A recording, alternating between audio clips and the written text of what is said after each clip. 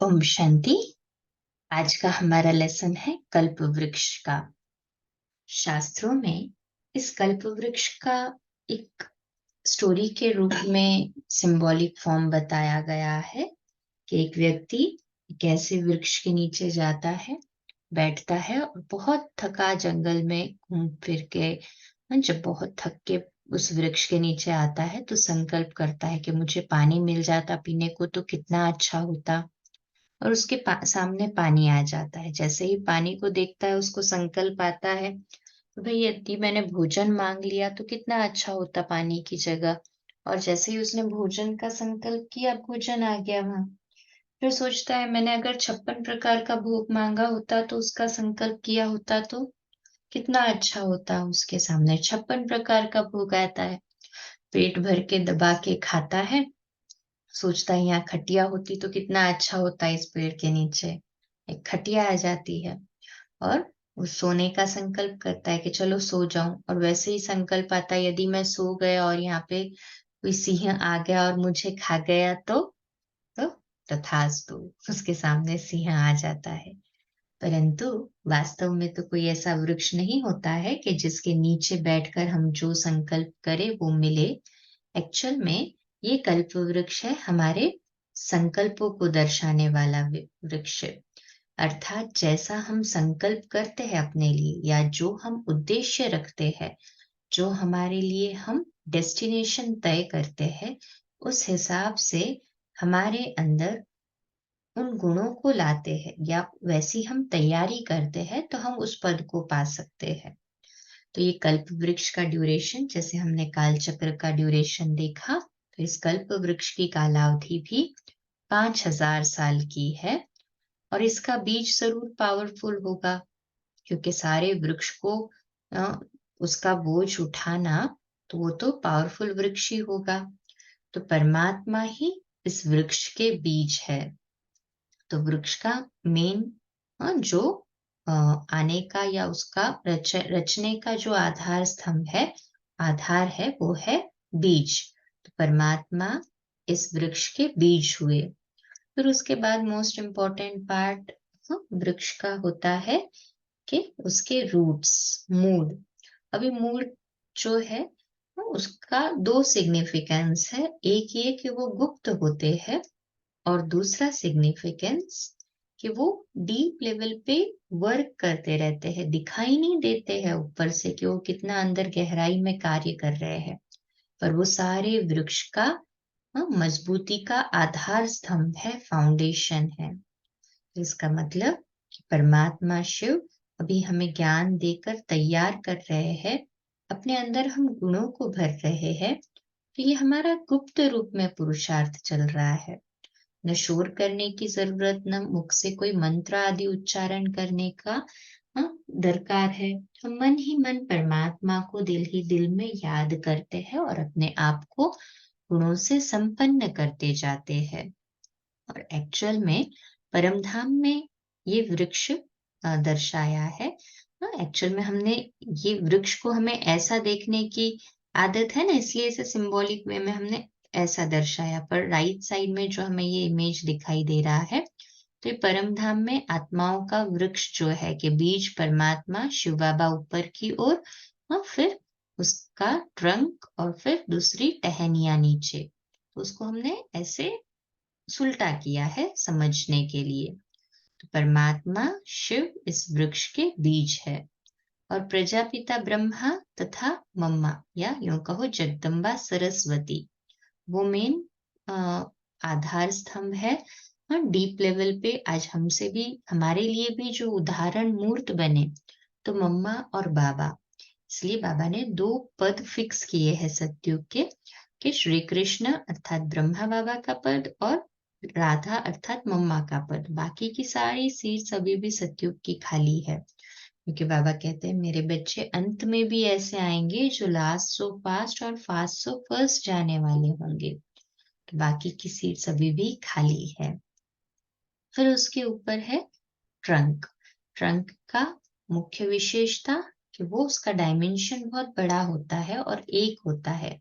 तो ये दर्शाता है सतयुग को।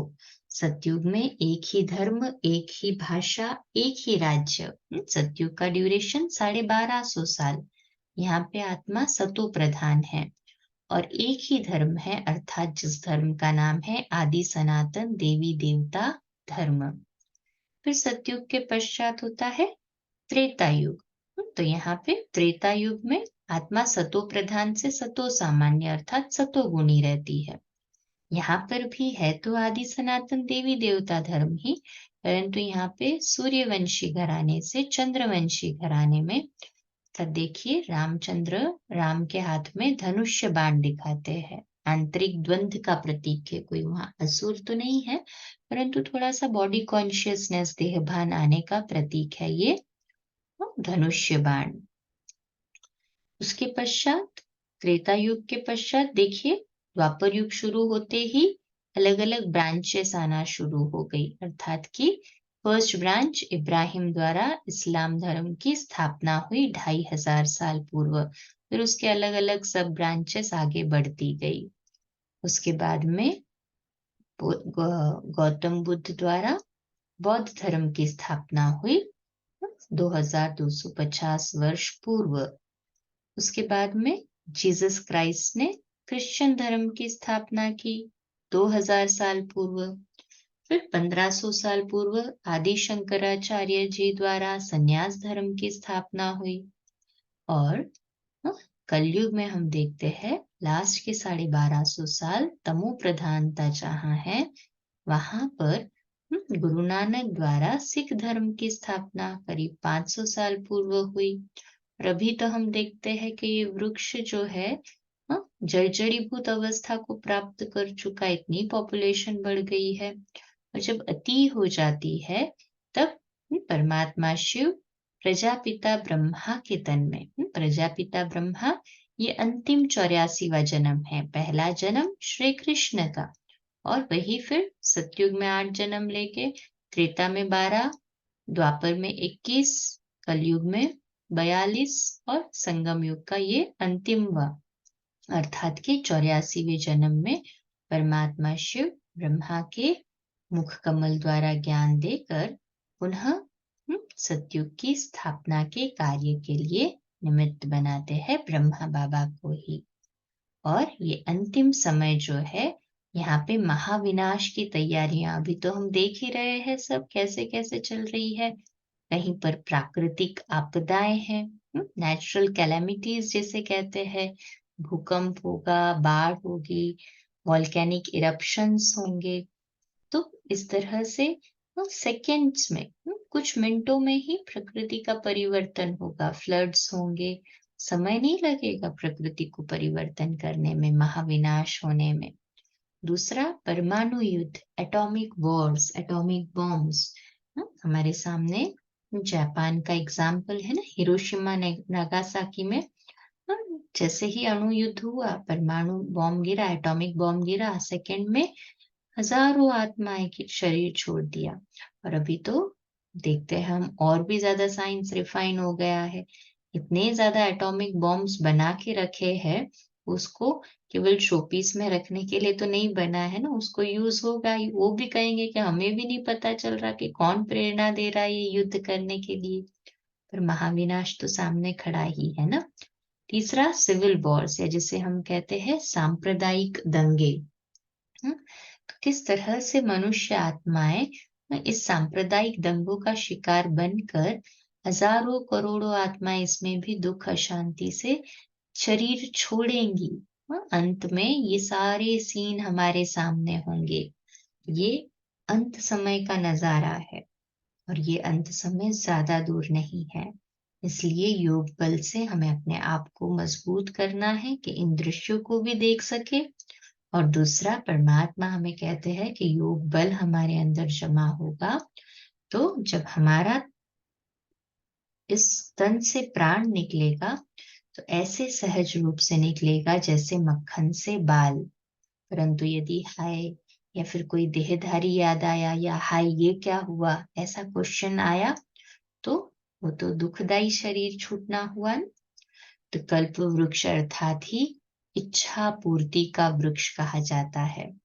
तो हम स्वयं अपने आप की इच्छा पूर्ति करते हैं। जिस तरह से हम परमात्मा के साथ अपना मन और बुद्धि का कनेक्शन जोड़ते हैं, खुद को इतना प्रबल बनाते हैं, सबल बनाते हैं और ये निश्चय करते हैं, आत्मनिश्चय करके कि मुझे इस वृक्ष में कौन से स्थान पर आना है और कैसा जन्म लेना है, क्योंकि जैसा हमारा आचरण होगा, जैसा उच्चारण होगा, वैसा ही जन्म होगा।